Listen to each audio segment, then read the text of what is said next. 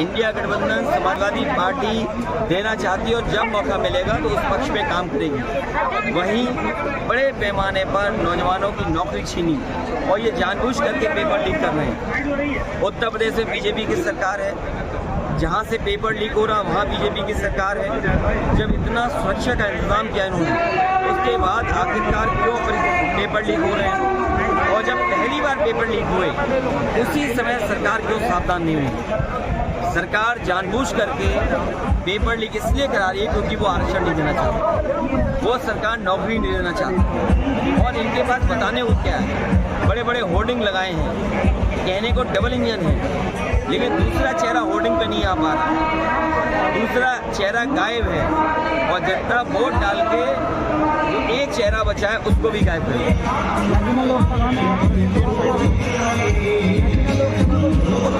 बंद करा दिया यार, पप्पो बंद करा दे। लोकसभा बिजनौर, इस लोकसभा के अंदर वो जिले के विकास के लिए जो भी होगा वो समाजवादी लोग करेंगे।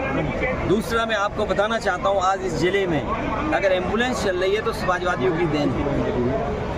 100 नंबर जो आज 112 है, अगर पुलिस के पास इस तरह की गाड़ियों का इंतजाम अगर किसी ने किया तो समाजवादियों ने किया। पूरे बिजनौर में सब स्टेशन, जिससे ग्रामीण क्षेत्र में और शहरी क्षेत्र में पर्याप्त बिजली का इंतजाम हो जाए, समाजवादियों की देन है। तो मुझे याद है सरकार में एक अधिकारी यहाँ के थे जो रिटायर हुए थे PWD के, वो यहीं के रहने वाले थे।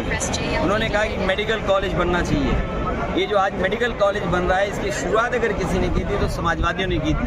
केवल बीजेपी ने जिस तरीके से 100 का 112 किया है, उसी तरीके से केवल जगह बदल दी उन्होंने।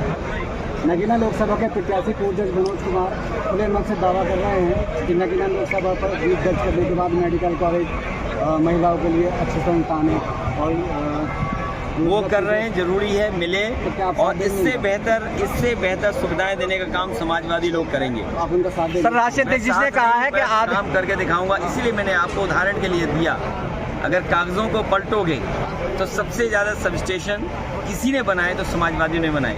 एक समय ऐसा था थाने में पुलिस को डीजल पेट्रोल भी नहीं मिलता था। अखिलेश जी, वो जो फरियादी आता था उससे वसूल करके गाड़ियां चलाते थे।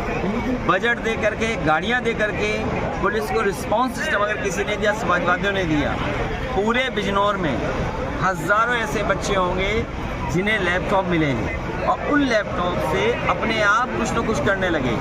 जो अभी बिल गेट्स आए थे और प्रधानमंत्री जी जो बात कर रहे थे डिजिटल डिवाइड को लेकर के, तो डिजिटल डिवाइड कैसे ख़त्म हो, उसके लिए अगर किसी ने काम किया था तो समाजवादी पार्टी ने यहाँ पर लैपटॉप बांटे। वो आज भी चल रहे होंगे। बीजेपी के जो दिए गए हैं स्मार्टफोन, आप उंगली घुसते ये थक जाओगे तब जाकर के थोड़ा बहुत चलता है। सर अखिलेश जी, 400 हार इस बार की होने जा रही है। 400 पार नहीं, 400 हार।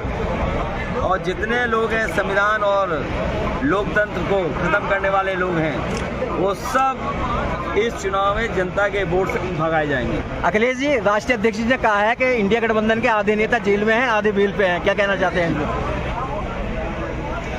भारतीय जनता पार्टी ने अपने दल को भ्रष्टाचारियों का गोदाम बना लिया है।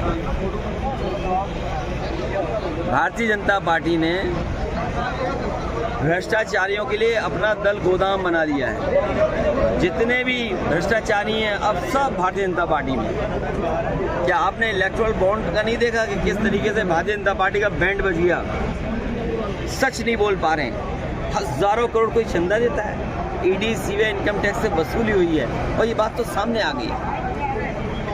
ये सरकार संस्थाओं से खिलवाड़ कर रही है और याद रखना, संस्थाएं कमज़ोर होंगी तो लोकतंत्र कमज़ोर होगा। और ये संस्थाओं में जो मनमानी कर रहे हैं उसी का परिणाम है कि आज लोकतंत्र कमज़ोर होता जा रहा है। इन संस्थाओं को बचाना है, लोकतंत्र को बचाना है और कम से कम इन संस्थाओं की क्रेडिबिलिटी तो हो। अगर क्रेडिबिलिटी खत्म हो जाएगी तो हमारे लोगों का भरोसा खत्म हो जाएगा। इंडिया गठबंधन की सरकार आएगी तो आप क्या करेंगे? बीजेपी को हटा रहे हैं।